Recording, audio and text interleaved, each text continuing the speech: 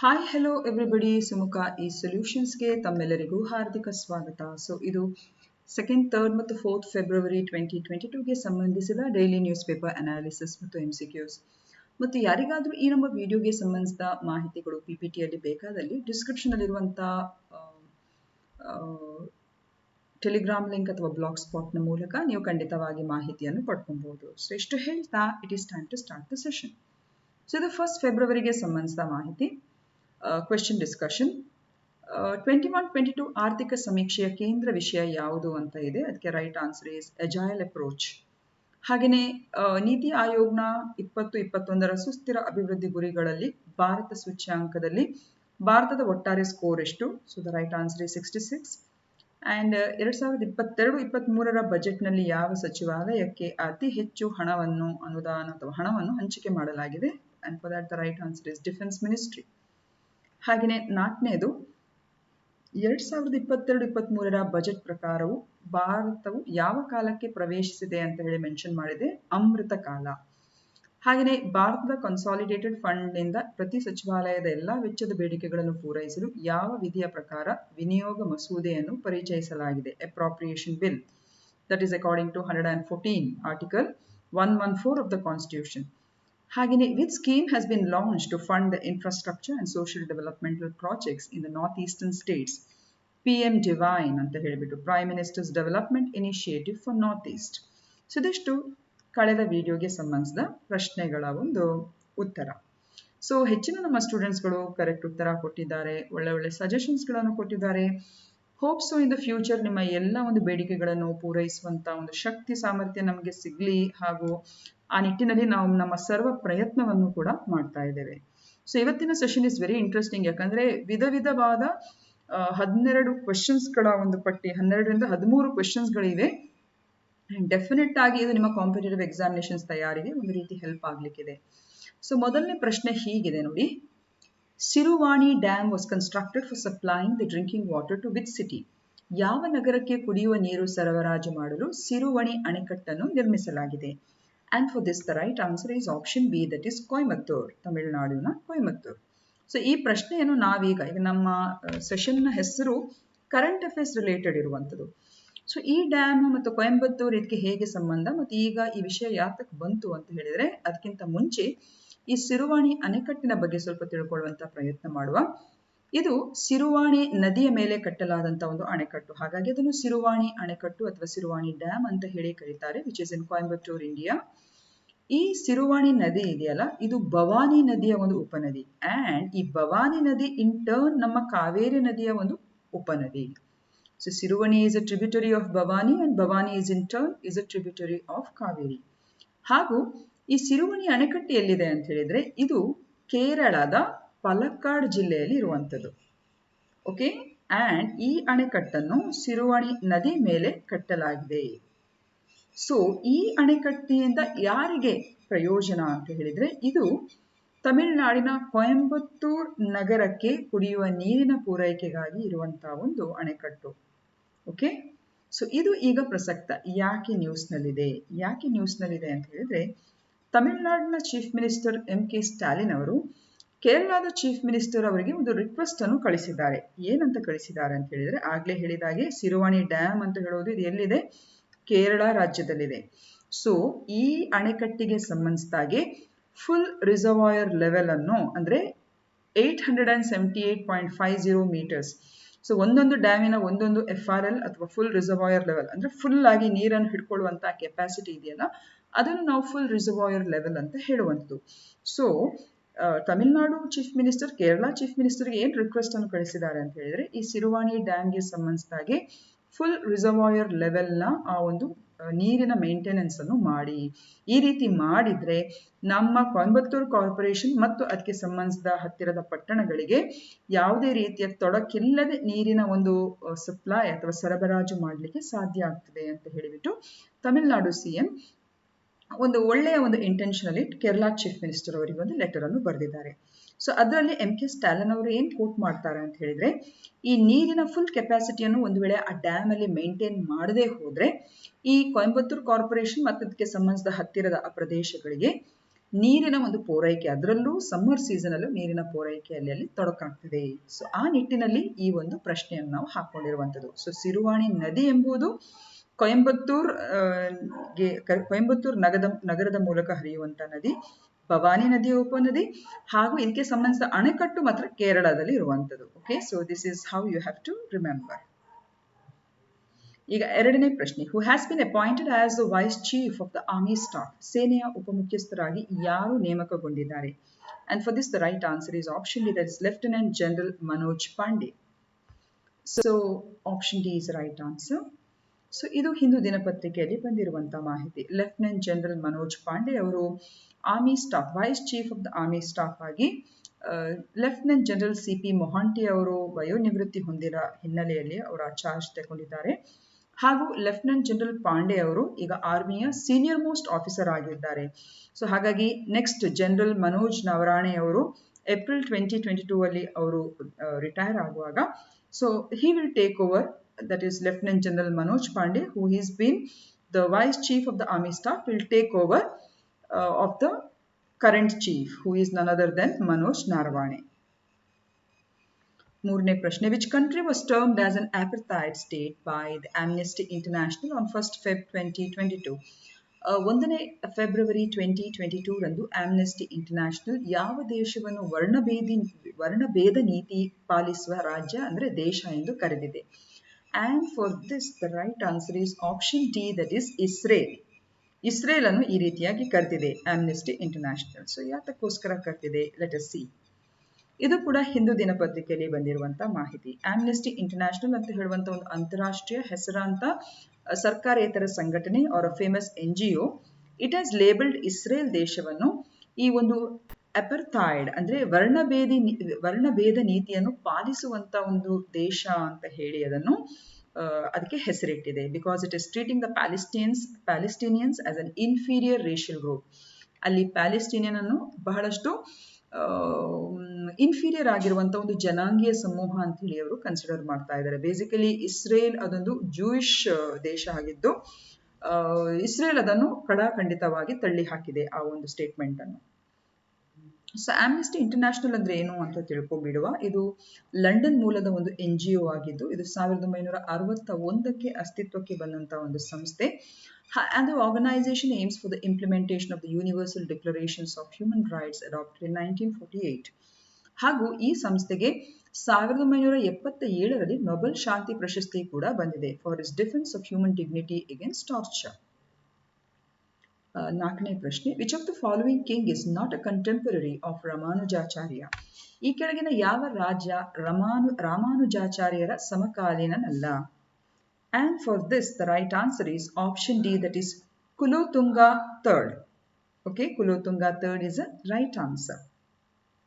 ಈಗ ಇಲ್ಲಿ ನಾವು ನೋಡಿದ್ರೆ ಕುಲೋತುಂಗ ಅವರ ಒಂದು ರೀತಿಯ ಜೀವಿತಾವಧಿ ಅಥವಾ ಅವರ ಒಂದು ರೀತಿಯ ಎರಾ ನೋಡಿದ್ರೆ ಇಲ್ಲಿ ನಾವು ನೋಡ್ಬೋದು 1178 ಇಂದ 1218 AD ಅವರೆಗೆ ಅವರು ಜೀವಿತಾವಧಿಯಲ್ಲಿದ್ದದ್ದು. ಸೊ ಆ ಸಂದರ್ಭದಲ್ಲಿ ಅದೇ ರೀತಿ ರಾಮಾನುಜಾಚಾರ್ಯರು ಕೂಡ 1017 to 1137 ADಯ ಈ ಒಂದು ಅವಧಿಯಲ್ಲಿ ಇರುವಂಥದ್ದು. ಸೊ ಡೆಫಿನೆಟ್ಲಿ ಈ ಅವಧಿಯಲ್ಲಿ ಇವರಿಬ್ಬರು ಕೂಡ ಸಮಕಾಲೀನರಾಗಿರ್ತಾರೆ. ಸಾರಿ no Kulothunga II, I'm sorry, this is not the right one. Kulothunga II ಇದೆಯಲ್ಲ, ಇವರು he will be the ಸಮಕಾಲೀನ. yes, ಹೌದು, 1113 1150. yes.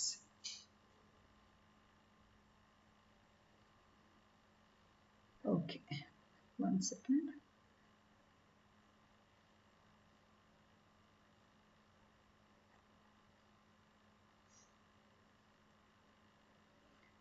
okay,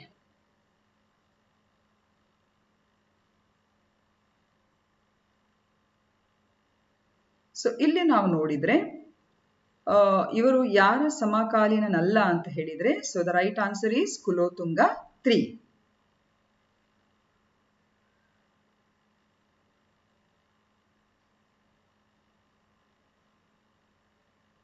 ಇಲ್ಲಿ ಈಗ ಶಂಕರಾಚಾರ್ಯ, ರಾಮಾನುಜಾಚಾರ್ಯ, ಮಧ್ವಾಚಾರ್ಯ ಇವರ ಒಂದು ರೀತಿಯ ಈ ಶ್ರೇಷ್ಠ ವ್ಯಕ್ತಿಗಳ ಒಂದು ರೀತಿಯ ಒಂದು ಕಂಪ್ಯಾರಿಸನ್ ಅನ್ನು ನಾವು ಮಾಡುವಾಗ, ಕಂಪ್ಯಾರಿಟಿವ್ ಅನಾಲಿಸಿಸ್ ಅನ್ನು ಮಾಡುವಾಗ, ಈಗ ಶಂಕರಾಚಾರ್ಯರ ಬಗ್ಗೆ ಗೊತ್ತಿರುವಾಗ ಸ್ಪೆಷಲಿ ಇದು ಹಿಸ್ಟ್ರಿಯಲ್ಲೆಲ್ಲ ಕೇಳುವಂತಹ ಒಂದು ಪ್ರಶ್ನೆ. ಓಕೆ, ಇವರು ಕೇರಳದ ಕಾಲಾದಿಯಲ್ಲಿ ಅವರು ಹುಟ್ಟಿರ್ತಾರೆ. ಸೊ ಇವರ ಕಾಲಾವಧಿ ಇಲ್ಲಿ ನೋಡಿ, ಇಲ್ಲಿ ನಾವು ಮೆನ್ಷನ್ ಮಾಡಿದ್ದೇವೆ. ಹಾಗೂ ಇವರ ಸಮಾಧಿ ಕೇದಾರ್ನಾಥ್ ಉತ್ತರಾಖಂಡದಲ್ಲಿರುವಂಥದ್ದು. ಇವರು ಅದ್ವೈತ ಸಿದ್ಧಾಂತಕ್ಕೆ ತುಂಬಾನೇ ಹೆಸರುವಾಸಿಯಾಗಿದ್ದಾರೆ. ಹಾಗೂ ಇವರು 5 ಮಠಗಳನ್ನು ಸ್ಥಾಪಿಸಿದ್ದಾರೆ. ಜೋಶಿ ಮಠ್ ಇನ್ ಬದ್ರಿನಾಥ್, ಹಾಗೆಯೇ ಗೋವರ್ಧನ್ ಮಠ್ ಇನ್ ಪುರಿ, ಶಾರದಾ ಮಠ್ ಇನ್ ಶೃಂಗೇರಿ, ದ್ವಾರಕಾ ಪೀಠ ಇನ್ ದ್ವಾರಕಾ, ಹಾಗೂ ಕಾಮಕೋಟಿ ಪೀಠ ಇನ್ ಕಂಚಿ. ಓಕೆ, ಸೊ ಇವರ ಹಲವಾರು ಉತ್ತಮ ರೀತಿಯ ಒಂದು ಕೃತಿಗಳನ್ನು ಸೃಷ್ಟಿಸಿದ್ದಾರೆ. ಬ್ರಹ್ಮಸೂತ್ರ ಭಾಷ್ಯ ಅಂತ ಹೇಳಿ, ಭಜಗೋವಿಂದ ಅಂತ ಹೇಳಿ, ನಿರ್ವಣ ಶತಕಂ, ಪ್ರಕರಣ ಗ್ರಂಥಗಳು. ಸೊ ಇದೆಲ್ಲ ಶಂಕರಾಚಾರ್ಯ ಅವರ ಪ್ರಮುಖ ಕೃತಿಗಳು. ಓಕೆ, ಹಾಗೆಯೇ ರಾಮಾನುಜಾಚಾರ್ಯ ಅವರ ಒಂದು ಕಾಲಾವಧಿಯಲ್ಲಿ ನಾವು ನೋಡ್ಬೋದು ಫ್ರಮ್ 1017 to 1137 AD. ಇವರು ಚೆನ್ನೈನಿಂದ 40 ಕಿಲೋಮೀಟರ್ ದೂರ ಇರುವಂತಹ ಶ್ರೀ ಪೆರಂಬುದೂರ್ ಅಲ್ಲಿ ಅವರು ಜನಿಸ್ತಾರೆ. ಹಾಗೂ ಶ್ರೀರಂಗಂ ತಮಿಳುನಾಡು ಇಲ್ಲಿ ಅವರು ನಿಧನ ಹೊಂದ್ತಾರೆ. ಇವರು ವಿಶಿಷ್ಟ ಅದ್ವೈತಕ್ಕೆ, ಆ ಒಂದು ಸಿದ್ಧಾಂತಕ್ಕೆ ತುಂಬಾನೇ ಹೆಸರುವಾಸಿ. ಹಾಗೆ ಇವರು ವೈಷ್ಣವ, ಈಸ್ ಅ ವೈಷ್ಣವ ಸೇಂಟ್. ತಮಿಳುನಾಡಿನಿಂದ ಅವರು ಕರ್ನಾಟಕಕ್ಕೆ ಮೈಗ್ರೇಟ್ ಆಗ್ತಾರೆ, ವಲಸೆ ಬರ್ತಾರೆ. And he got patronise from the Hoysala king Vishnuvardhana after he was banished from Kulothunga two. So ಇವರಿಗೆ ವಿಷ್ಣುವರ್ಧನ ದೊರೆ ತುಂಬಾನೇ ಅವರಿಗೆ ಪ್ಯಾಟ್ರನೈಜ್ ಕೊಡ್ತಾರೆ, ತುಂಬಾನೇ ಅವರಿಗೆ ಪ್ರೋತ್ಸಾಹ ಕೊಡ್ತಾರೆ. ಸೊ ಕುಲೋತುಂಗ ಸೆಕೆಂಡ್ ಅವರು ಬ್ಯಾನಿಶ್ ಆದ ನಂತರ ಅವರ ಕಿಂಗ್ಡಮ್ ಇಂದ ಅವರನ್ನು ಹೊರ ಹಾಕಿದ ನಂತರ ವಿಷ್ಣುವರ್ಧನ, ಹೊಯ್ಸಳಾರ್ ದೊರೆ ವಿಷ್ಣುವರ್ಧನ ಅವರಿಗೆ ಆಶ್ರಯ ಮತ್ತು ಪ್ಯಾಟ್ರನೇಜ್ ಅನ್ನು ಕೊಡುವಂಥದ್ದು. ಸೊ ವೇದಾಂತ ಸಂಗ್ರಹ ಎನ್ನುವುದು ಇವರ ಒಂದು ಪ್ರಮುಖ ಕೃತಿಗಳಲ್ಲಿ ಒಂದು. ಸೊ ಇಲ್ಲಿ ನಾವು ನೋಡಿದ್ರೆ ಹೊಯ್ಸಳ ಕಿಂಗ್, ಹೌದು, ವಿಷ್ಣುವರ್ಧನ ಕೂಡ ಇವರ ಸಮಕಾಲೀನರು, ರಾಮಾನುಜಾಚಾರ್ಯ ಅವರ ಸಮಕಾಲೀನರು ಅಂತ ನಾವು ಹೇಳ್ಬೋದು.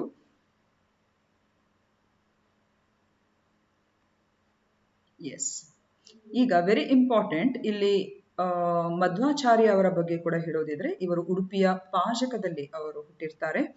ಹಾಗೆಯೇ 1317 AD ಯಲ್ಲಿ ಅವರು ನಿಧನ ಹೊಂದ್ತಾರೆ. ಇವರು ಅದ್ವೈತ ಸಿದ್ಧಾಂತಕ್ಕೆ ತುಂಬಾನೇ ಹೆಸರುವಾಸಿ. ಇವರು ಕೂಡ ವೈಷ್ಣವ ಸೈಂಟ್ ಆಗಿರ್ತಾರೆ. ಹಾಗೂ ಉಡುಪಿಯ ಅಷ್ಟಮಠಗಳನ್ನು ಕೂಡ ಇವರು ಸ್ಥಾಪಿಸಿದವರಲ್ಲಿ ಪ್ರಮುಖರು. ಹಿ establishes the 8 mathas of Udupi. ಈಗ ಈ ಮೂವರ ಅಂದ್ರೆ ಶಂಕರಾಚಾರ್ಯ, ಮಧ್ವಾಚಾರ್ಯ, ರಾಮಾನುಜಾಚಾರ್ಯ ಅವರ ಈ ಒಂದು ಸಿದ್ಧಾಂತದ ಬಗ್ಗೆ ಇಲ್ಲಿ ನಾವು ಯಾಕೆ ಪರ್ಟಿಕ್ಯುಲರ್ ಆಗಿ ಉಲ್ಲೇಖ ಮಾಡಿದ್ದೇವೆ ಅಂತ ಹೇಳಿದ್ರೆ, ಹಿಸ್ಟ್ರಿ ಅಂತ ಹೇಳಿದ್ರೆ ನಮ್ಮ ಒಂದು ಕಾಂಪಿಟೇಟಿವ್ ಪರೀಕ್ಷೆಯಲ್ಲಿ ತುಂಬಾ ಇಂಪಾರ್ಟೆಂಟ್ ಆಗಿರುವಂತ ಆಸ್ಪೆಕ್ಟ್. ಹಾಗೂ ಹಿಸ್ಟ್ರಿಯನ್ನು KS ಮತ್ತು UPSC ಯಲ್ಲಿ ತಗೊಂಡವರಿಗೆ ಈ ಕಾನ್ಸೆಪ್ಟ್ ಅಂದ್ರೆ ಅವರ ಸಿದ್ಧಾಂತದ ಬಗ್ಗೆ ಈ ಒಂದು ಕಾನ್ಸೆಪ್ಟ್ನ ಬಗ್ಗೆ ಅರಿವು ತುಂಬಾನೇ ಪ್ರಮುಖವಾದದ್ದು. ಸೊ ಶಂಕರಾಚಾರ್ಯ ಅವರ ನಾನ್ ಡ್ಯುಯಲಿಸಮ್ ಅಥವಾ ಅದ್ವೈತ ಸಿದ್ಧಾಂತ ಏನ್ ಹೇಳ್ತದೆ ಅಂತ ಹೇಳಿದ್ರೆ, ಆತ್ಮ, there is no difference between the atma and the paramatma. ಅಂದ್ರೆ ಆತ್ಮ ಮತ್ತು ಪರಮಾತ್ಮನ ನಡುವೆ ಯಾವುದೇ ರೀತಿಯ ಒಂದು ವ್ಯತ್ಯಾಸ ಇಲ್ಲ. ಓಕೆ, ಅಹಂ ಬ್ರಹ್ಮಾಸ್ಮಿ. ಸೊ ಇದಕ್ಕೆ ಉದಾಹರಣೆಯನ್ನು ಹೇಗೆ ಕೊಡುವುದು ಅಂತ ಹೇಳಿದ್ರೆ, ಈಗ ನಾವು ಬಲೂನ್ ಅನ್ನು ಊದಿದ್ರೆ ಈಗ ಹೊರಗಡೆ ಕೂಡ ಇರುವಂಥದ್ದು ಅದೇ ಗಾಳಿ, ಆದ್ರೆ ಬೆಲೂನಿನ ಒಳಗೆ ಕೂಡ ಅದೇ ಗಾಳಿ ಇರುವಂಥದ್ದು, ಹೌದಾ ಅಲ್ವಾ? ಅಂದ್ರೆ ಹೊರಗೆ ಇರುವಂಥದ್ದನ್ನೇ ಒಳಗಿರುವುದು. ಆದ್ರೆ ಇಲ್ಲಿ ಹೊರಗಿನ ಮತ್ತು ಒಳಗಿನ ಈ ಒಂದು ಪದರದ ನಡುವೆ ಇರುವಂತಹ ಒಂದು ಕವಚ ಯಾವುದು ಅಂತ ಹೇಳಿದ್ರೆ ಆ ಬೆಲೂನಿನ ಪದರ.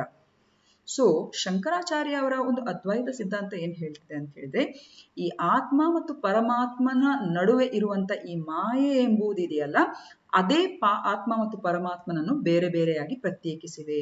ಸೊ ಸರಿಯಾದ ಒಂದು ಜ್ಞಾನದ ಮೂಲಕ ಈ ಕತ್ತಲಿನಿಂದ, ಈ ಮಾಯೆ ಎಂಬ ಕತ್ತಲಿನಿಂದ ಹೊರಬಂದು ಪರಮಾತ್ಮನೊಟ್ಟಿಗೆ ವಿಲೀನ ಆಗ್ಬೋದು. ಈಗ ಒಂದು ಬೆಲೂನ್ ಅನ್ನು ನಾವು ತೂತ ಮಾಡಿದ್ರೆ ಅಥವಾ ಡಬ್ಬ ಆದ್ರೆ ಏನಾಗ್ತದೆ ಹೇಳಿ, ಅದು ಒಡೆದ್ರೆ ಏನಾಗ್ತದೆ ಹೇಳಿ, ಗಾಳಿ ಬೆಲೂನಿನೊಳಗಿರುವಂಥದ್ದು ಹೊರಗಿನ ಗಾಳಿ ಎಲ್ಲವೂ ಕೂಡ ಒಂದೇ ಆಗಿಬಿಡ್ತದೆ, ಹೌದಾ ಅಲ್ವಾ? ಸೊ ಈ ಕಾನ್ಸೆಪ್ಟ್ ಶಂಕರಾಚಾರ್ಯ ಬೆಲೂನಿನ ಬಗ್ಗೆ ಕಾನ್ಸೆಪ್ಟ್ ಅವರೇನು ಹೇಳಿಲ್ಲ.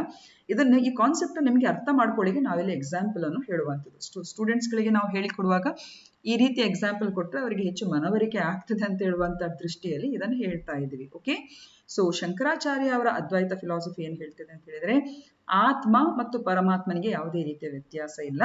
ಈ ಮಾಯೆ ಎಂಬುದು ಆತ್ಮ ಮತ್ತು ಪರಮಾತ್ಮನನ್ನು ಪ್ರತ್ಯೇಕ ಇರಿಸುವಂಥದ್ದು. ಸೊ ಈ ಮಾಯೆ ಎಂಬ ಒಂದು ರೀತಿಯ ಕತ್ತಲಿನ ಈ ಒಂದು ಜ್ಞಾನದಿಂದ ನಾವು ಹೊರಬಂದ್ರೆ, ಕತ್ತಲಿನಿಂದ ನಾವು ಜ್ಞಾನದ ಮೂಲಕ ಹೊರಬಂದ್ರೆ ನಾವು ಪರಮಾತ್ಮನೊಟ್ಟಿಗೆ ವಿಲೀನಗೊಳ್ತೇವೆ ಎಂಬುದು ಅದ್ವೈತ ಫಿಲಾಸಫಿಯ ಪ್ರಮುಖವಾದಂತಹ ಒಂದು ಆಸ್ಪೆಕ್ಟ್.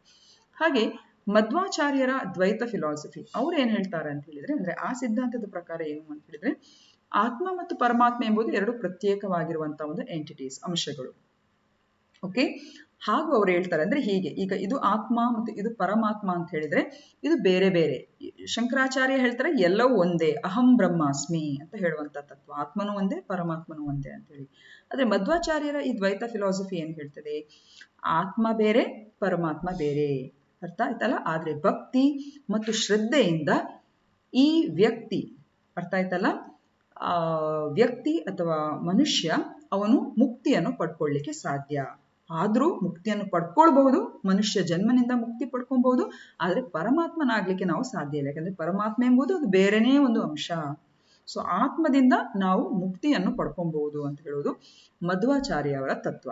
ಓಕೆ, ವಿಶಿಷ್ಟಾದ್ವೈತ, ಈಗ ನಾವು ರಾಮಾನುಜಾಚಾರ್ಯವರ ಬಗ್ಗೆ ಮಾತಾಡ್ತಾ ಇದ್ದೇವೆ ಅಂದ್ರೆ ಪ್ರಶ್ನೆಯನ್ನು ಹಾಕೊಂಡಿದ್ದೇವೆ. ಸೊ ಹಾಗಾಗಿ ವಿಶಿಷ್ಟಾದ್ವೈತದ ಈ ಒಂದು ನಾನ್ ಡ್ಯುಯಲಿಸಂ ಅಥವಾ ಕ್ವಾಲಿಫೈಡ್ ನಾನ್ ಡ್ಯುಯಲಿಸಂ ಅದು ಏನ್ ಹೇಳ್ತದೆ, Atman is a manifestation of the Paramatman ಅಂತ ಅದು ಹೇಳ್ತದೆ.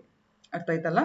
ಶಂಕರಾಚಾರ್ಯರಾಗಿ ಆತ್ಮ ಪರಮಾತ್ಮಕ್ಕೂ ಯಾವುದೇ ವ್ಯತ್ಯಾಸ ಇಲ್ಲ ಅಂತ ಹೇಳೋದಿಲ್ಲ, ಪರಮಾತ್ಮನ ಒಂದು ಹೆಚ್ಚಿನ ಅಂಶವೇ ಅಥವಾ ಅದನ್ನು ರೂಪಿತವಾದ ಅಂಶವೇ ಈ ಆತ್ಮ ಅಂತ ಹೇಳುವಂಥದ್ದು ರಾಮಾನುಜಾಚಾರ್ಯ ಹೇಳ್ತಾರೆ.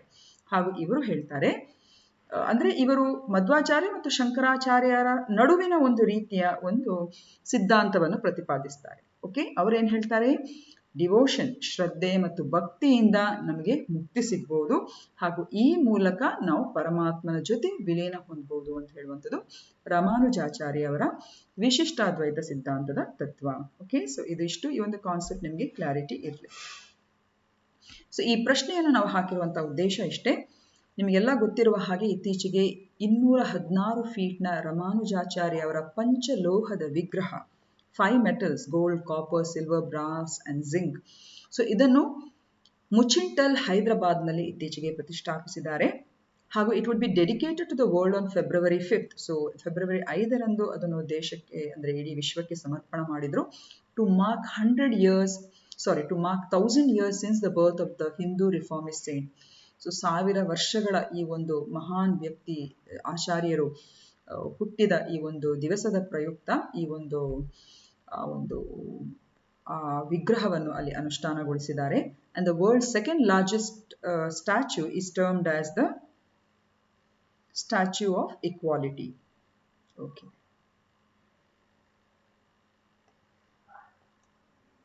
Second. ಈಗ 5th one. Who shrine is in Ajmer? ಅಜ್ಮೇರ್ನಲ್ಲಿ ಯಾರ ದರ್ಗಾ ಇದೆ? Here the right answer is option A, that is Khwaja Moinuddin Chishti. Okay, this is the right answer. So ಇದು ತುಂಬಾ ಫೇಮಸ್ ಆಗಿರುವಂತಹ ಒಂದು shrine. So Khwaja Moinuddin Chishti.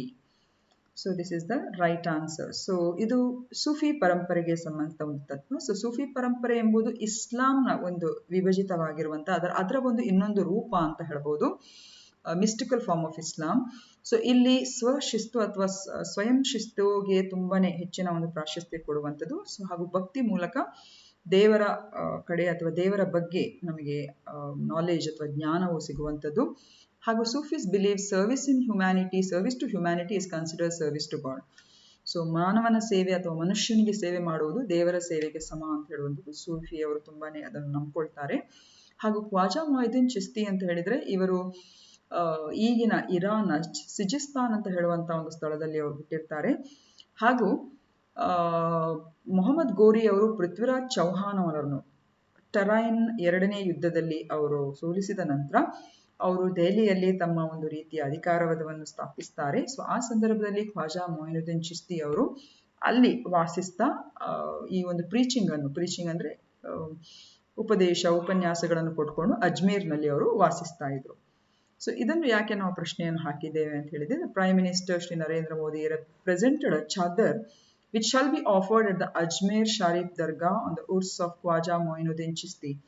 So ಅಲ್ಲಿ ಚಾದರ್ ಸಮರ್ಪಿಸುವುದು ತುಂಬಾನೇ ಶ್ರೇಷ್ಠ. So ಈ ಒಂದು ಅಜ್ಮೇರ್ ರಾಜಸ್ಥಾನದಲ್ಲಿರುವಂತಹ ಈ ಒಂದು ಖ್ವಾಜಾ ಮೊಯಿನುದ್ದೀನ್ ಚಿಸ್ತಿ ಅವರ ದರ್ಗಾದಕ್ಕೆ ಪ್ರೈಮ್ ಮಿನಿಸ್ಟರ್ ನರೇಂದ್ರ ಮೋದಿ ಅವರು ಚಾದರನ್ನು ಸಮರ್ಪಿಸಿದ್ದಾರೆ.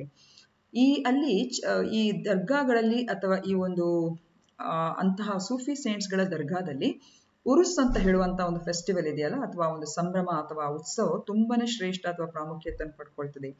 ಸೊ ಸುಫಿ ಪಂಥದಲ್ಲಿ ಉರುಸ್ ಅಂತ ಹೇಳಿದ್ರೆ ಸಾವು ಅನ್ನೋದು ಸಂಕೇತಿಸುವಂಥದ್ದು. ಸೊ ಹೆಚ್ಚಾಗಿ ಸಾವು ಅಂತ ಹೇಳಿದ್ರೆ ಹೆಚ್ಚಿನ ನಾವೆಲ್ಲ ಭಯಭೀತರಾಗ್ತೇವೆ ಅಥವಾ ಏನೋ ಒಂದು ಬೇಸರ ಅಂತ ಅನ್ಕೊಳ್ತೇವೆ. ಆದ್ರೆ ಈ ಸೂಫಿಗಳಲ್ಲಿ ಹೇಗೆ ಅಂತ ಹೇಳಿದ್ರೆ ಉರ್ಸ್ ಅಂತ ಹೇಳಿದ್ರೆ ಅದೊಂದು ಸಂಭ್ರಮಿಸುವಂಥದ್ದು, ಅಥವಾ ಸಾವು ಅಂತ ಹೇಳಿದ್ರೆ ಅದೊಂದು ಸಂಭ್ರಮಿಸುವಂತ ಒಂದು ಅಂಶ.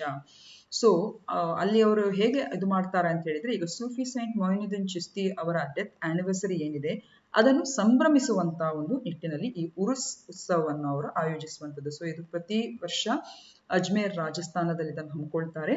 ಹಾಗೂ ಸಹಸ್ರಾರ ಭಕ್ತಾದಿಗಳು ದೇಶ ವಿದೇಶದಿಂದ ಬಂದು ಅಲ್ಲಿ ಚಾದರನ್ನು ಸಮರ್ಪಿಸುವಂತ ಒಂದು ವಿಧಿವಿಧಾನವನ್ನಲ್ಲಿ ನಾವು ಕಾಣಬಹುದು. So the anniversary is celebrated in the 7th month of the Islamic lunar calendar. So ಇದೆಲ್ಲ ಸೂಫಿ ಪಂಥದಲ್ಲಿರುವಂಥ ಬೇರೆ ಬೇರೆ ಆರ್ಡರ್ಸ್ಗಳು. ಸೊ ಇದು ಚಿಸ್ತಿ, ಸುರಾವಾದಿ, ಕಾದ್ರಿ, ನಕ್ಷಬಂದಿ ಅಂತ ಹೇಳ್ಬಿಟ್ಟು ಮತ್ತು ಅದಕ್ಕೆ ಸಂಬಂಧಿಸಿದ ಫೌಂಡರ್ಗಳು.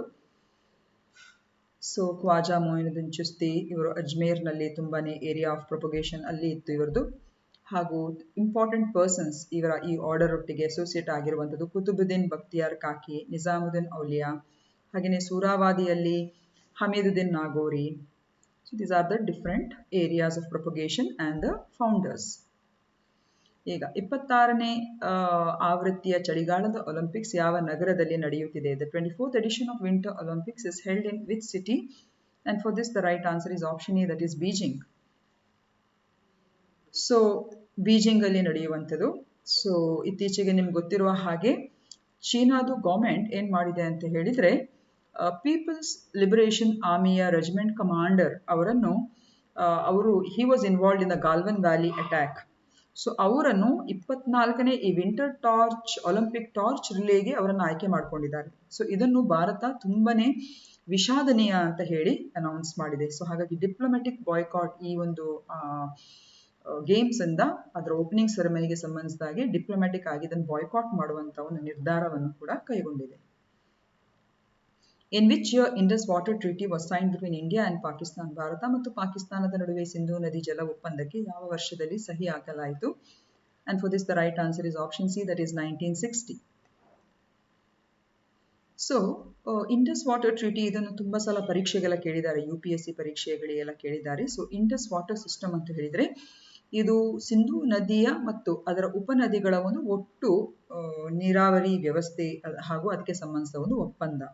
ಸೊ ಅದರಲ್ಲಿ ಜೇಲಂ, ಚೇನಾಬ್, ರವಿ, ಬಿಯಾಸ್, ಸತ್ಲೇಜ್ ಇದನ್ನು ಒಳಗೊಂಡಿರುವಂತಹ ಒಂದು ಇಂಡಸ್ ರಿವರ್ ಸಿಸ್ಟಮ್ಗೆ ಸಂಬಂಧಿಸಿದ ಒಂದು ಒಪ್ಪಂದ ಇದು.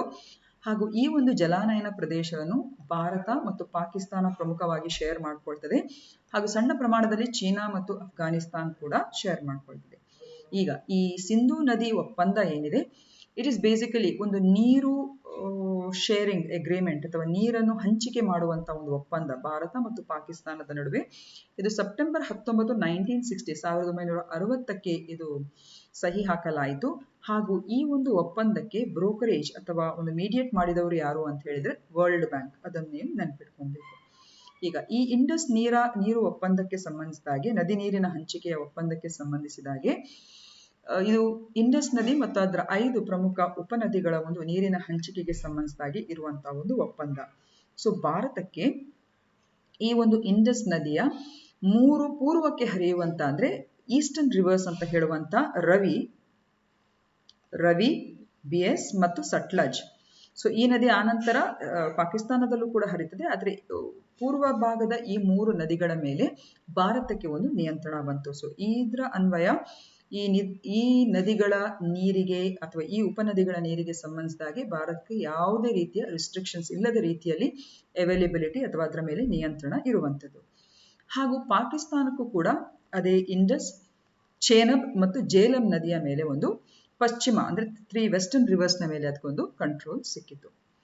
ಸೊ ಇದು ಯಾತಕ್ಕೋಸ್ಕರ ಈಗ ಹಾಕಿದ್ದೇವೆ ಅಂತ ಹೇಳಿದ್ರೆ, ನೋಡಿ, ವಿಶ್ವಸಂಸ್ಥೆಯು ಒಂದು ಕಾಯಂ ಸಿಂಧು ಆಯೋಗ ಅಂತ ಹೇಳುವಂತಂದ್ರೆ ಪರ್ಮನೆಂಟ್ ಇಂಡಸ್ ಕಮಿಷನ್ ಅಂತ ಹೇಳುವಂತ ಒಂದು ಆಯೋಗವನ್ನು ರಚಿಸ್ತದೆ.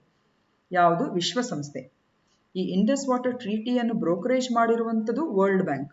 ಓಕೆ, ಆ ನಂತರ ವಿಶ್ವಸಂಸ್ಥೆ ಒಂದು ಪರ್ಮನೆಂಟ್ ಇಂಡಸ್ ಕಮಿಷನ್ ಅಂತ ಹೇಳುವಂತ ಒಂದು ಆಯೋಗವನ್ನು ಸ್ಥಾಪಿಸ್ತದೆ. ಮುಖ್ಯವಾಗಿ ಯಾವ ಕಾರಣಕ್ಕೆ ಅಂತ ಹೇಳಿದ್ರೆ, ಈ ಭಾರತ ಮತ್ತು ಪಾಕಿಸ್ತಾನದ ಈ ನಡುವಿನ ಒಂದು ನದಿ ನೀರಿನ ಹಂಚಿಕೆಗೆ ಸಂಬಂಧಿಸಿದಾಗೆ ಯಾವುದೇ ರೀತಿಯ ಕಲಹಗಳು, ಏನಾದರೂ ಒಂದು ರೀತಿಯ ಆರ್ಬಿಟ್ರೇಷನ್ಸ್ಗಳು ಉದ್ಭವ ಆದರೆ ಅದನ್ನು ಸೂಕ್ತ ರೀತಿಯಲ್ಲಿ ನಿಭಾಯಿಸಲಿಕ್ಕೆ ಈ ಒಂದು ಆಯೋಗದ ರಚನೆಯನ್ನು ವಿಶ್ವಸಂಸ್ಥೆಯು ಮಾಡ್ತದೆ. ಓಕೆ, ಸೊ ಅದರ ಪ್ರಕಾರ ವಾರ್ಷಿಕವಾಗಿ ಅದು ಮೀಟ್ ಆಗಬೇಕು. ಈ ಆಯೋಗ ಏನ್ ಮಾಡ್ಬೇಕು ಹೇಳಿ, ವಾರ್ಷಿಕವಾಗಿ ಅದು ಸೇರಬೇಕು, ಒಂದು ಸಭೆಯನ್ನು ಕರಿಬೇಕು ಅಂತ ಇದೆ. ಸೊ ಹಾಗಾಗಿ ಈ ನ್ಯೂಸ್ ಅನ್ನು ನಾವು ಹಾಕೊಂಡಿದ್ದೇವೆ. Annual meeting on Indus water treaty is due. The annual meeting ಅಂದ್ರೆ ಈ ಪರ್ಮನೆಂಟ್ ಇಂಡಸ್ ಕಮಿಷನ್, ಭಾರತ ಮತ್ತು ಪಾಕಿಸ್ತಾನದ ನಡುವೆ ವಾರ್ಷಿಕವಾಗಿ ನಡೆಯಬೇಕಾದಂತ ಸಭೆ ಇನ್ನೂ ಕೂಡ ನಡೆಯಲಿಲ್ಲ ಅಂತ ಹೇಳಿ India's Indus commissioner PK Saxena ಅವರು ಇತ್ತೀಚೆಗೆ ಹೇಳಿಕೆಯನ್ನು ನೀಡಿದ್ದಾರೆ. ವಾರ್ಷಿಕವಾಗಿ ಏನ್ ಸಭೆ ನಡಿಬೇಕು ಅದರ ಪ್ರಕಾರವಾಗಿ ಅದು ನಡೀಲಿಲ್ಲ, ಇನ್ನು ಡ್ಯೂ ಇದೆ ಅಂತ ಹೇಳುವಂತ ಹೇಳಿಕೆಯನ್ನು ಅವರು ಕೊಟ್ಟಿರುವ ಕಾರಣ ಈ ಪ್ರಶ್ನೆಯನ್ನು ನಾವು ಹಾಕಿರುವಂಥದ್ದು. Which Indian bank is providing $500 million loan to Sri Lanka and has signed a treaty? ಯಾವ ಭಾರತೀಯ ಬ್ಯಾಂಕ್ ಶ್ರೀಲಂಕಾಕ್ಕೆ $500 million ಸಾಲವನ್ನು ನೀಡುತ್ತಿದೆ ಮತ್ತು ಒಪ್ಪಂದಕ್ಕೆ ಸಹಿ ಹಾಕಿದೆ? And for this the right answer is option B, that is Exim Bank. So Exim bank ಅಂತ ಹೇಳಿದ್ರೆ export import bank of India ಅಂತ ಹೇಳಿಬಿಟ್ಟು, ಸೊ ಅದು ಬ್ಯಾಂಕ್ ಮತ್ತು government of India, government of Sri Lanka 2ನೇ ಫೆಬ್ರವರಿಯಂದು $500 million line of credit agreement ಅನ್ನು ಅದಕ್ಕೆ ಸಂಬಂಧಿಸಿದ ಒಂದು ಸಹಿಯನ್ನು ಹಾಕಿದೆ. ಸೊ ಈ ಮೂಲಕ ಶ್ರೀಲಂಕಾದಲ್ಲಿ ಸ್ವಲ್ಪ ಆರ್ಥಿಕ ಕ್ರೈಸಿಸ್ ಇರುವ ಬಗ್ಗೆ ನಿಮಗೆಲ್ಲ ಗೊತ್ತಿದೆ. ಸೊ ಈ ನಿಟ್ಟಿನಲ್ಲಿ ಶ್ರೀಲಂಕಾಗೆ ಕೆಲವೆಲ್ಲ ಒಂದು ರೀತಿಯ ಫ್ಯೂಲ್ ಶಾರ್ಟೇಜ್ ಇರ್ಬೋದು, ಸೊ ಇದಕ್ಕೆ ಸಂಬಂಧಿಸಿದಾಗೆ ಸ್ವಲ್ಪ ಸಹಾಯ ಮಾಡಲಿಕ್ಕೆ ಈ ರೀತಿಯ ಒಂದು ಲೈನ್ ಆಫ್ ಕ್ರೆಡಿಟ್ ಅಗ್ರಿಮೆಂಟ್ ಅನ್ನು ಮಾಡ್ತಾ ಇದೆ. ಹಾಗೆಯೇ ಈ ಎಕ್ಸಿಮ್ ಬ್ಯಾಂಕ್ ಬಗ್ಗೆ ಹೇಳುವುದಂತ ಹೇಳಿದ್ರೆ ಇದು ಪೂರ್ತಿಯಾಗಿ government of India wholly owned bank ಆಗಿದೆ. ಎಕ್ಸ್ಪೋರ್ಟ್ ಇಂಪೋರ್ಟ್ ಬ್ಯಾಂಕ್ ಇದು 1982ರಲ್ಲಿ ಅಸ್ತಿತ್ವಕ್ಕೆ ಬಂದಿರುವಂಥದ್ದು ಹಾಗೂ ಇದರ ಕೇಂದ್ರ ಕಚೇರಿ ನವದೆಹಲಿಯಲ್ಲಿ ಇರುವಂಥದ್ದು. ಓಕೆ, ಸೊ ಎಕ್ಸಿಮ್ ಬ್ಯಾಂಕ್ ಏನ್ ಮಾಡ್ತಿದೆ ಅಂತ ಹೇಳಿದ್ರೆ ಹೆಚ್ಚಾಗಿ ಲೈನ್ ಆಫ್ ಕ್ರೆಡಿಟ್ ಅನ್ನು to overseas financial institutions, regional development banks, sovereign governments and other entities abroad. So ಹೊರ ದೇಶದ ಕೆಲವೆಲ್ಲ ಸಂಸ್ಥೆಗಳಿಗೆ, ಪ್ರಾದೇಶಿಕ ಅಭಿವೃದ್ಧಿ ಬ್ಯಾಂಕ್ಗಳಿಗೆ, ಕೆಲವೆಲ್ಲ ದೇಶಗಳಿಗೆ ಈ ರೀತಿಯಾಗಿ ಲೈನ್ ಆಫ್ ಕ್ರೆಡಿಟ್ ಸಾಲಗಳನ್ನು ಕೊಡಲಿಕ್ಕೆ ಈ ಬ್ಯಾಂಕ್ನ ಒಂದು ಸ್ಥಾಪನೆಯನ್ನು ಮಾಡಿದೆ. And it also promotes foreign trade of India. 9ನೇ ಪ್ರಶ್ನೆ, which site has been nominated by the Union Ministry of Culture for consideration as the World Heritage Site for 22-23? 2022-23 ವರ್ಷಕ್ಕೆ ವಿಶ್ವ ಪರಂಪರೆಯ ತಾಣವಾಗಿ ಪರಿಗಣಿಸಲು ಕೇಂದ್ರ ಸಂಸ್ಕೃತಿ ಸಚಿವಾಲಯವು ಯಾವ ತಾಣವನ್ನು ನಾಮನಿರ್ದೇಶನ ಮಾಡಿದೆ? And for this the right answer is option A, that is ಹೊಯ್ಸಳರ ದೇವಾಲಯಗಳ ಪವಿತ್ರ ಮೇಳಗಳು, the sacred ensembles of the Hoysala temples. So ಇದು ಯಾತಕ್ಕೋಸ್ಕರ ಹಾಕಿದ್ದೇವೆ ಅಂತ ಹೇಳಿದ್ರೆ ಹಿಂದೂ ದಿನಪತ್ರಿಕೆಯಲ್ಲಿ 3ನೇ ಫೆಬ್ರವರಿಗೆ ಬಂದಿರುವಂತಹ ಮಾಹಿತಿ. ಮಾಜಿ ಪ್ರಧಾನಮಂತ್ರಿ HD ದೇವೇಗೌಡ ಅವರು ನಮ್ಮ ಸಂಸ್ಕೃತಿ ಇಲಾಖೆಗೆ ಅವರು ಧನ್ಯವಾದಗಳನ್ನು ಸಮರ್ಪಿಸಿದ್ದಾರೆ. ಯಾಕಂದ್ರೆ ನಮ್ಮ ಪ್ರೈಮ್ ಮಿನಿಸ್ಟರ್ ನರೇಂದ್ರ ಮೋದಿ ಅವರು ಹೊಯ್ಸಳರ ಒಂದು ವಾಸ್ತುಶಿಲ್ಪಕ್ಕೆ ಅನುವಾಗಿರುವಂತಹ ಬೇಳೂರು ಹಳಿಬೇಳು ಮತ್ತು ಸೋಮನಾಥಪುರ ಈ ದೇವಾಲಯಗಳ ಒಂದು ವಾಸ್ತುಶಿಲ್ಪವನ್ನು ಯುನೆಸ್ಕೋ ವರ್ಲ್ಡ್ ಹೆರಿಟೇಜ್ ಸೈಟ್ ಟ್ಯಾಗಿಗೆ ಅಫಿಷಿಯಲ್ ನಾಮಿನೇಷನ್ಸ್ ಆಗಿ ಆಯ್ಕೆ ಮಾಡ್ಕೊಂಡಿದ್ದಾರೆ. ಸೊ ಈ ಪ್ರಕ್ರಿಯೆ ಇನ್ನೂ ಆಗಿಲ್ಲ. ಸೊ ನಾಮಿನೇಷನ್ ಆದ ಬಳಿಕ ಅದು ವರ್ಲ್ಡ್ ಹೆರಿಟೇಜ್ ಸೈಟ್ ಸಿಕ್ಕಿದ ಬಳಿಕ ಅದಕ್ಕೆ ಅದು ಟ್ಯಾಗ್ ಅನ್ನು ಕೊಡ್ತಾರೆ. ಸೊ ಆ ಪ್ರಕ್ರಿಯೆಗೆ ಈ ಒಂದು ದೇವಾಲಯಗಳ ವಾಸ್ತುಶಿಲ್ಪವನ್ನು ಆಯ್ಕೆ ಮಾಡ್ಕೊಂಡಿರುವಂಥದ್ದು ಸಂತಸ ತಂದಿದೆ ಅಂತ ಹೇಳಿ ಮಾಜಿ ಪ್ರಧಾನಮಂತ್ರಿ ದೇವೇಗೌಡರು ನಮ್ಮ ಈಗಿನ ಪ್ರಧಾನಮಂತ್ರಿಯವರಿಗೆ ಥ್ಯಾಂಕ್ಸ್ ಅನ್ನು ಅಥವಾ ಒಂದು ಧನ್ಯವಾದಗಳನ್ನು ಸಲ್ಲಿಸಿದ್ದಾರೆ. ಸೊ ಸೇಕ್ರೆಡ್ ಎನ್ಸೆಂಬಲ್ಸ್ ಆಫ್ ಹೊಯ್ಸಳ ಅದು 12ನೇ-13ನೇ ಶತಮಾನದಲ್ಲಿದ್ದಂತಹ ಈ ಪ್ರಮುಖವಾಗಿರುವಂತಹ ಒಂದು ಹೊಯ್ಸಳರ ವಾಸ್ತುಶಿಲ್ಪಕ್ಕೆ ಹೆಸರುವಾಸಿಯಾದಂತಹ ಒಂದು ಕ್ಷೇತ್ರಗಳು ಅದು ಬೇಳೂರು, ಹಳೇಬೀಡು ಮತ್ತು ಸೋಮನಾಥಪುರ ಇನ್ ಕರ್ನಾಟಕ.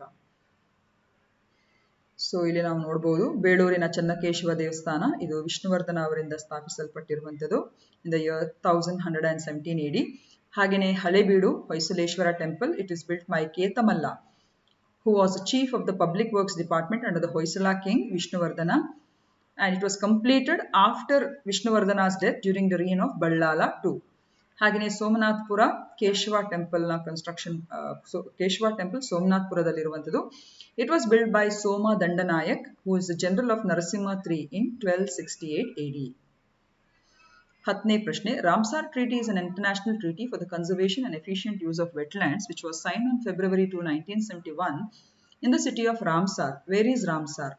ರಾಮ್ಸಾರ್ ಒಪ್ಪಂದವು ಆರ್ದ್ರ ಭೂಮಿಗಳ ಸಂರಕ್ಷಣೆ ಮತ್ತು ಸಮರ್ಥ ಬಳಕೆಗಾಗಿ ಅಂತಾರಾಷ್ಟ್ರೀಯ ಒಪ್ಪಂದವಾಗಿದೆ. ಇದನ್ನು ಫೆಬ್ರವರಿ 2, 1971 ರಾಮ್ಸಾರ್ ನಗರದಲ್ಲಿ ಸಹಿ ಮಾಡಲಾಯಿತು. ಹಾಗಿದ್ರೆ ರಾಮ್ಸಾರ್ ಎಲ್ಲಿದೆ? And for this the right answer is option C, that is Iran. Okay, so ಇದು ಆರ್ದ್ರ ಭೂಮಿಗಳು, ತೇವೆ ಭೂಮಿಗಳು ಅಥವಾ ಜೌಗು ಭೂಮಿಗಳು ಅಂತ ಕೂಡ ಹೇಳ್ತಾರೆ ವೆಟ್ಲ್ಯಾಂಡ್ಸ್ಗಳಿಗೆ. ಇದೊಂದು ಪರಿಸರ ವ್ಯವಸ್ಥೆಗಳಾಗಿದ್ದು ಇಲ್ಲಿ ಕೆಲವು ಸಲ ಯುನೋ ಸೀಸನಲಿ ಅಥವಾ ಪರ್ಮನೆಂಟ್ಲಿ ಆಗಿ ಹೆಚ್ಚಾಗಿ ಇದು ನೀರಿನಿಂದ ಆವೃತವಾಗಿರುವಂತ ಪ್ರದೇಶ. ಸೊ ಜೌಗು ಭೂಮಿ ಅಥವಾ ವೆಟ್ಲ್ಯಾಂಡ್ಸ್ ಅಂತ ಹೇಳಿದ್ರೆ ಅದರಲ್ಲಿ ಉಷ್ಣವಲಯದ ಪೊದೆಗಳು ಅಥವಾ ಸಸ್ಯಗಳು, ಮಾರ್ಷಸ್, ನದಿಗಳು, ಯುನೋ ಸರೋವರಗಳು, ಪುಟ್ಟ ಲೇಕ್ಸ್ ಇರ್ಬೋದು, deltas, flood plains, flooded forest, rice fields, coral reefs, marine area. So ಈ ಎಲ್ಲ ಒಂದು ಭೂಮಿಯ ಮೇಲಿನ ಈ ಒಂದು ಜೌಗು ಪ್ರದೇಶಗಳು ಈ ವೆಟ್ಲ್ಯಾಂಡ್ಸ್ ಅಡಿಯಲ್ಲಿ ಬರುವಂಥದ್ದು. ಸೊ ಇದು ಒಂದು ಪರಿಸರ ವ್ಯವಸ್ಥೆಗೂ ಕೂಡ ತುಂಬಾನೇ ಇಂಪಾರ್ಟೆಂಟ್ ಆಗಿರುವಂತ ಪ್ರದೇಶಗಳು. ಯಾಕಂದ್ರೆ ಹೆಚ್ಚಿನ ಒಂದು ಜೀವಿಗಳಿಗೆ ಇದೊಂದು ಉತ್ತಮ ಆವಾಸ ಸ್ಥಾನವಾಗಿರುವಂಥದ್ದು ಯಾವುದು ವೆಟ್ಲ್ಯಾಂಡ್. ಸೊ ಇದರ ಸಂರಕ್ಷಣೆ ಅತಿ ಮುಖ್ಯವಾಗಿ ಆಗಿರ್ತದೆ. ಸೊ ರಾಮ್ಸಾರ್ ಕನ್ವೆನ್ಷನ್ ಅಂತ ಹೇಳಿದ್ರೆ ಅದು ಜೌಗು ಭೂಮಿ ಅಥವಾ ವೆಟ್ಲ್ಯಾಂಡ್ಸ್ ಗಳಿಗೆ ಸಂಬಂಧಿಸಿದ್ದು. ಇದು ಅಂತಾರಾಷ್ಟ್ರೀಯ ಮಟ್ಟದ ಒಂದು ಟ್ರೀಟಿ ಅಥವಾ ಒಪ್ಪಂದವಾಗಿದ್ದು ಜೌಗು ಭೂಮಿಗಳ ಒಂದು ಸಂರಕ್ಷಣೆಗೆ ಇದನ್ನು ಸಹಿ ಹಾಕಲಾಗಿದೆ. ಸೊ ಇದಕ್ಕೆ ರಾಮ್ಸಾರ್ ಕನ್ವೆನ್ಷನ್ ಅಂತ ಯಾಕೆ ಹೆಸರು ಅಂತ ಹೇಳಿದ್ರೆ ನೋಡಿ, ಕ್ಯಾಸ್ಪಿಯನ್ ಸಮುದ್ರದ ಕರಾವಳಿ ತೀರದಲ್ಲಿರುವಂತಹ ಈ ರಾಮ್ಸಾರ್ ಅಂತ ಹೇಳುವಂತ ಇರಾನ್ ದೇಶದ ಈ ಪಟ್ಟಣದಲ್ಲಿ ಈ ಒಂದು ಸಮಾವೇಶ ನಡೆದಿರುವ ಕಾರಣ ಹಾಗೂ ಈ ಒಂದು ಸಮಾವೇಶದ ಒಪ್ಪಂದಕ್ಕೆ ಸಹಿಯನ್ನು 2ನೇ ಫೆಬ್ರವರಿ 1971ರಂದು ಹಾಕಿರುವಂಥದ್ದು. ಸೊ ಹಾಗಾಗಿ 2nd ಫೆಬ್ರವರಿಯನ್ನು ನಾವು ವರ್ಲ್ಡ್ ವೆಟ್ಲ್ಯಾಂಡ್ಸ್ ಡೇ ಅಥವಾ ವಿಶ್ವ ಜೌಗು ದಿನ ಅಥವಾ ವಿಶ್ವ ಆರ್ದ್ರ ಭೂಮಿ ದಿನ ಅಂತ ಕೂಡ ನಾವು ಆಚರಿಸುವಂಥದ್ದು. ಸೊ ಆನ್ ದ ಒಕೇಶನ್ ಇದನ್ನು ಪ್ರೆಸ್ ಇನ್ಫಾರ್ಮೇಶನ್ ಬ್ಯೂರೋ ಅಲ್ಲಿ ಬಂದಿರುವಂಥದ್ದು. ವಿಶ್ವ ಜೌಗು ಭೂಮಿ ದಿನ ಅನ್ವಯವಾಗಿ ಅದು ಫೆಬ್ರವರಿ 2 ಪ್ರತಿ ವರ್ಷ ಆಚರಿಸುವಂಥದ್ದು. ನಮ್ಮ ಪರಿಸರ ಮಂತ್ರಿಯಾಗಿರುವಂತಹ ಭೂಪೇಂದ್ರ ಯಾದವ್ ಅವರು ಬಕೀರಾ wild life sanctuary Uttar Pradesh ಮತ್ತು ಕಿಜಾದಿಯಾ ವೈಲ್ಡ್ ಲೈಫ್ ಸ್ಯಾಂಚುರಿ ಗುಜರಾತ್ ನಲ್ಲಿರುವಂತಹ ಈ 2 ವನ್ಯಜೀವಿ ಅಭಯಾರಣ್ಯಗಳನ್ನು ರಾಮ್ಸಾರ್ ತಾಣಗಳು ಅಂತ ಹೇಳಿ ಅದನ್ನು ಗುರುತಿಸಿಕೊಂಡಿದ್ದಾರೆ. and in a program organized at Sultanpur National Bird Park, Gurugram, Haryana. So ಇದು 2 ಹೊಸದಾಗಿ ಸೇರ್ಪಡೆಗೊಂಡಿರುವಂತಹ ಒಂದು ಜೌಗು ಭೂಮಿ ಪಟ್ಟಿ ನಮ್ಮ ಭಾರತಕ್ಕೆ ಸಂಬಂಧಿಸಿದಾಗಿ. ಸೊ ಈ 2 ವನ್ಯಜೀವಿ ಅಭಯಾರಣ್ಯಗಳ ಸೇರಿಕೆಯಿಂದಾಗಿ ನಮ್ಮ ದೇಶದಲ್ಲಿ ಈಗ ರಾಮ್ಸಾರ್ ತಾಣಗಳು ಅಂತ ಹೇಳಿದ್ರೆ ಒಟ್ಟು 49 ಇವೆ. there are 49 sites related to Ramsar. ಹಾಗೂ ಸೌತ್ ಏಷ್ಯಾದಲ್ಲಿ ಭಾರತದಲ್ಲಿ ಅತಿ ಹೆಚ್ಚಿನ ಸಂಖ್ಯೆಯಲ್ಲಿ ಈ ಜೌಗು ಭೂಮಿಗಳ ಒಂದು ತಾಣ ಇರುವಂಥದ್ದು. ಹಾಗೂ ಈ ವರ್ಷ ವರ್ಲ್ಡ್ ವೆಟ್ಲ್ಯಾಂಡ್ಸ್ ಡೇಗೆ ಸಂಬಂಧಿಸಿದಾಗೆ the role of wetlands for people and nature, ಜೌಗು ಭೂಮಿ ಪ್ರದೇಶಗಳ ಒಂದು ಪಾತ್ರ ಜನರಿಗೆ ಮತ್ತು ಪ್ರಕೃತಿಗೆ ಅಂತ ಹೇಳುವಂತಹ ಆ ಥೀಮ್ ನಲ್ಲಿ ಇದನ್ನು ನಾವು ಆಚರಿಸ್ತಾ ಇದ್ದೀವಿ. So this is a very important aspect. Okay, ಯಾಕೆಂದ್ರೆ ಜೌಗು ಭೂಮಿಗಳ ಬಗ್ಗೆ ಏರಿಯಾ ವೈಸ್ ಡಿಸ್ಟ್ರಿಬ್ಯೂಷನ್ ಅಲ್ಲಿ ಅಂದ್ರೆ ಜೌಗು ಭೂಮಿ ಪ್ರದೇಶದ ಈಗ ನಾನು ಆಗ್ಲೇ ಹೇಳಿದಾಗೆ 49 ತಾಣಗಳು ಜೌಗು ಭೂಮಿ ತಾಣಗಳು ನಮ್ಮ ದೇಶದಲ್ಲಿವೆ, ಹೌದಾ ಅಲ್ವಾ? ಸೊ ಈ ಒಂದು ತಾಣಗಳಲ್ಲಿ ಅತಿ ಹೆಚ್ಚಿನ ಸಂಖ್ಯೆಯ ವ್ಯಾಪ್ತಿ ಪ್ರದೇಶ ಹೊಂದಿರುವಂತಹ ರಾಜ್ಯಗಳಲ್ಲಿ ಟಾಪ್ ಮೋಸ್ಟ್ ಯಾವುದು ಅಂತ ಹೇಳಿದ್ರೆ ಗುಜರಾತ್, ಆ ನಂತರ ಆಂಧ್ರ ಪ್ರದೇಶ್, ನಂತರ ಉತ್ತರ ಪ್ರದೇಶ್ ಮತ್ತು ಪಶ್ಚಿಮ ಬಂಗಾಳ. ಇದನ್ನು ನೆನಪಿಟ್ಕೊಳ್ಬೇಕು. Area wise distribution of Ramsar sites, the maximum area wise ಹೊಂದಿರುವಂತಹ ರಾಜ್ಯಗಳು ಅಂತ ಹೇಳಿದ್ರೆ it is Gujarat, please remember. ಇನ್ನೊಂದು ನೋಡಿ, highest number of Ramsar sites ಅಂದ್ರೆ ಇದು ವ್ಯಾಪ್ತಿ ಪ್ರದೇಶದ ಅನ್ವಯ ಅಲ್ಲ, ಎಷ್ಟು ಹೆಚ್ಚಿನ ತಾಣಗಳು ಯಾವ ರಾಜ್ಯದಲ್ಲಿ ಅತ್ಯಧಿಕವಾಗಿದೆ ಅಂತ ಹೇಳುವಂತ ಆ ಒಂದು ಆಸ್ಪೆಕ್ಟ್ ಅಲ್ಲಿ.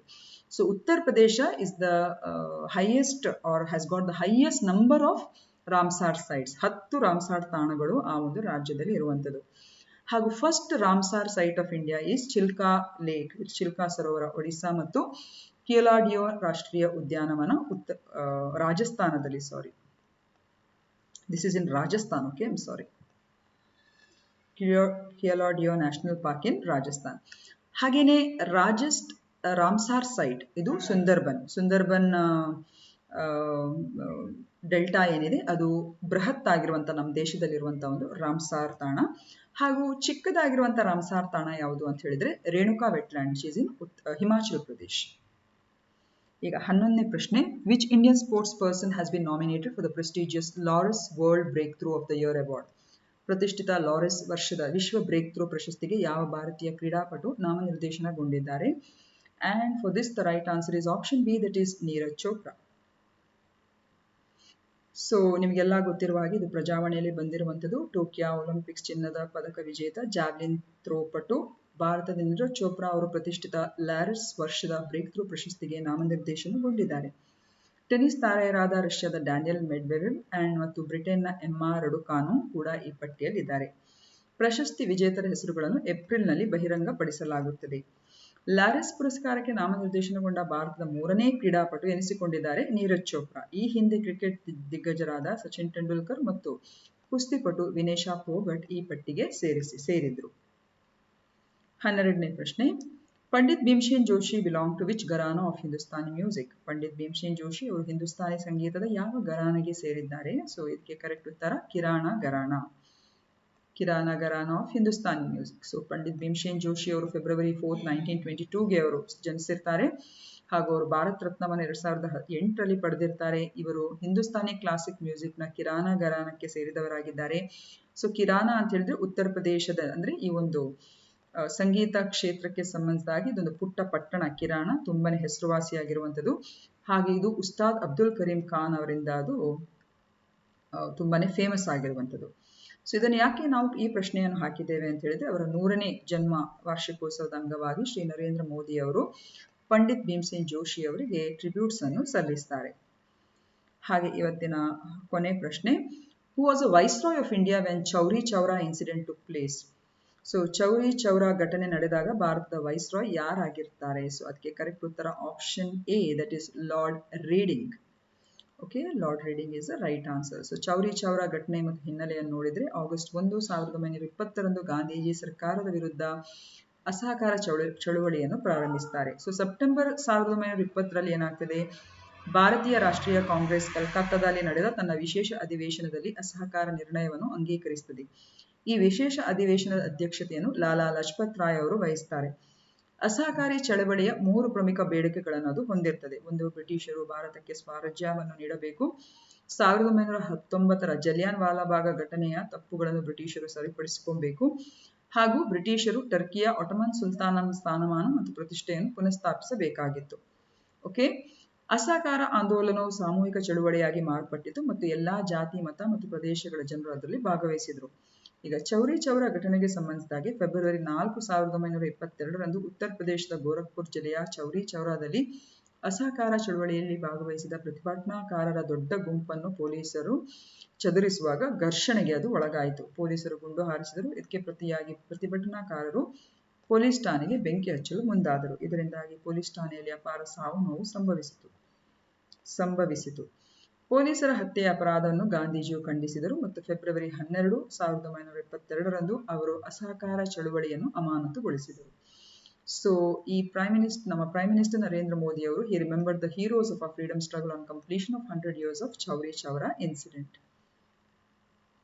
ಸೊ ಇದು ಇನ್ನೊಂದು ವಿಷಯ, ಸಮರ್ಥ್ ಭಾರತ್ ಅಂತ ಹೇಳುವಂತ ನಮ್ದೊಂದು ಸಿಸ್ಟರ್ ಕನ್ಸರ್ನ್ ಚಾನೆಲ್ ಇದೆ. ಸೊ ಈ ಚಾನೆಲ್ ಕೂಡ ನೀವು ಸಬ್ಸ್ಕ್ರೈಬ್ ಆಗ್ಬೋದು, ಯಾಕಂದ್ರೆ ಇದು ಕೂಡ ಬೇರೆ ಬೇರೆ ಥೀಮ್ ಅನ್ನು ಇಟ್ಟುಕೊಂಡು ನಿಮಗೆ ಸಾಮಾನ್ಯ ಜ್ಞಾನ ಮತ್ತು ಪ್ರಚಲಿತ ಸನ್ನಿವೇಶಗಳಿಗೆ ಕೆಲವು 5 ಮಿನಿಟ್ GK, ಸೊ ಈ ಮಾದರಿಯಲ್ಲಿ ಇಲ್ಲೆಲ್ಲ ನೀವು ಕ್ಲಿಪ್ಪಿಂಗ್ಸ್ ಅನ್ನು ನೀವು ನೋಡಿರ್ಬೋದು. ಸುಮಾರು ವಿಡಿಯೋಸ್ಗಳಿದೆ, 80ಕ್ಕಿಂತ ಜಾಸ್ತಿ ವಿಡಿಯೋಸ್ ಆ ಯೂಟ್ಯೂಬ್ ಚಾನೆಲ್ ಅಲ್ಲಿ ಇದೆ. ಸೊ ಆಸಕ್ತರು ಇದನ್ನು ಕೂಡ ನೀವು ಸ್ವಲ್ಪ ನೋಡ್ಕೊಬಹುದು. ಹಾಗೇನೆ ಹೊಸದಾಗಿ ನಾವು ಸೋಷಿಯಾಲಜಿ ಫಾರ್ ಕಾಂಪಿಟೇಟಿವ್ ಎಕ್ಸಾಮಿನೇಷನ್ಸ್ ಅಂತ ಹೇಳುವಂತ ಒಂದು ಥೀಮ್ ಅನ್ನು ಸ್ಟಾರ್ಟ್ ಮಾಡ್ತಾ ಇದ್ದೇವೆ. ಸೊ ಸಮಾಜಶಾಸ್ತ್ರವನ್ನು ಸ್ಪೆಷಲಿ ಸ್ಪರ್ಧಾತ್ಮಕ ಪರೀಕ್ಷೆ ಯಾರೆಲ್ಲ UPSC KS ಪರೀಕ್ಷೆಗಳಿಗೆ ಸಮಾಜಶಾಸ್ತ್ರ ಎಂಬುದು ಸೋಷಿಯಾಲಜಿಕಲ್ ಆಸ್ಪೆಕ್ಟ್ಸ್, ಅದು ಟ್ರೈಬ್ಸ್ಗೆ ರಿಲೇಟೆಡ್ ಆಗಿರ್ಬೋದು, ಸೋಷಿಯಲ್ ಇಶ್ಯೂಸ್ಗಳಿಗೆ ರಿಲೇಟೆಡ್ ಆಗಿರ್ಬೋದು, ಇದು ತುಂಬಾನೇ ಪ್ರಮುಖ ಪಾತ್ರವನ್ನು ವಹಿಸ್ತದೆ. ಸೊ ಸಮಾಜಶಾಸ್ತ್ರದ ಒಂದು ಆಸ್ಪೆಕ್ಟ್ ಅನ್ನು ಇಟ್ಟುಕೊಂಡು ನಾವು ವಿದ್ಯಾರ್ಥಿಗಳಿಗೆ ಈ ಒಂದು ಕಾಂಪಿಟೇಟಿವ್ ಎಕ್ಸಾಮ್ಸ್ಗೆ ಕೂಡ ರೆಡಿ ಮಾಡ್ತಾ ಇದ್ದೇವೆ. ಸೊ ಆ ನಿಟ್ಟಿನಲ್ಲಿ ವಿಡಿಯೋಸ್ಗಳನ್ನು ಕೂಡ ಸಮರ್ಥ್ ಭಾರತ್ ಯೂಟ್ಯೂಬ್ ಚಾನಲ್ ಅನ್ನು ನಾವು ಹಾಕ್ತಾ ಇದ್ದೇವೆ. So those who are interested, kindly subscribe to this channel Samarth Bharat. ಈಗ ಈ ದಿನದ ಪ್ರಶ್ನೆಗಳು. ಸಿಂಧು ಜಲ ಒಪ್ಪಂದದ ಪ್ರಕಾರ ಯಾವ ನದಿಗಳ ನೀರು ಭಾರತದ ಅನಿರ್ಬಂಧಿತ ಬಳಕೆಗೆ ಲಭ್ಯವಿದೆ? ನಿಜಾಮುದ್ದೀನ್ ಔಲಿಯಾ ಯಾವ ಸೂಫಿ ವರ್ಗಕ್ಕೆ ಸೇರಿದ ಪ್ರಸಿದ್ಧ ಸೂಫಿ ಸಂತರು? ಎಕ್ಸಿಮ್ ಬ್ಯಾಂಕ್ ಯಾವ ವರ್ಷದಲ್ಲಿ ಸ್ಥಾಪಿಸಲಾಯಿತು? ಹಾಗೆಯೇ ಸೋಮನಾಥ್ಪುರದಲ್ಲಿ ಕೇಶವ ದೇವಾಲಯವನ್ನು ನಿರ್ಮಿಸಿದಾಗ ದೊರೆ ಯಾರಾಗಿದ್ದರು? ಈ ವರ್ಷದ ವಿಶ್ವ ತೇವಭೂಮಿ ದಿನದ ಧ್ಯೇಯವಾಕ್ಯವೇನು? ಖಿಲಾಫತ್ ಚಳುವಳಿಯ ಯಾವ ರಾಷ್ಟ್ರದ ಸುಲ್ತಾನನ ಸ್ಥಾನಮಾನವನ್ನು ಮರುಸ್ಥಾಪಿಸಲು ಒತ್ತಾಯಿಸಿತು? ಸೊ ಇದಿಷ್ಟು ಇವತ್ತಿನ ಪ್ರಶ್ನೆಗಳು ಸ್ಟೂಡೆಂಟ್ಸ್. ಸೊ ಪ್ರಶ್ನೆಗಳ ಬಗ್ಗೆ ಇನ್ನೇನಾದರೂ ಹೆಚ್ಚಿನ ಮಾಹಿತಿಗಳು ಬೇಕಾದಲ್ಲಿ ಡೆಫಿನೆಟ್ ನೀವು ಮೆಸೇಜ್ ಬಾಕ್ಸ್ ಅಲ್ಲಿ ಹಾಕ್ಬೋದು, ಹಾಗೂ ಆದಷ್ಟು ಬೇಗ ಪ್ರಶ್ನೆಗಳಿಗೆ ಸರಿ ಉತ್ತರವನ್ನು ಕೂಡ ಕೊಡಿ. ವಿಡಿಯೋಗಳು ನಿಮಗೆ ಇಷ್ಟ ಆದರೆ ಖಂಡಿತವಾಗಿ ಲೈಕ್ ಮಾಡಿ, ಶೇರ್ ಮಾಡಿ, ನಿಮ್ಮ ಅನಿಸಿಕೆಯನ್ನು ತಿಳಿಸಿ ಹಾಗೂ ಸಬ್ಸ್ಕ್ರೈಬ್ ಮಾಡಿ ಅಂತ ಹೇಳ್ತಾ ಇವತ್ತಿನ ಸೆಷನ್ ಅನ್ನು ಇಲ್ಲೇ ಮುಗಿಸ್ತೇನೆ. Until then, take care and have a nice day.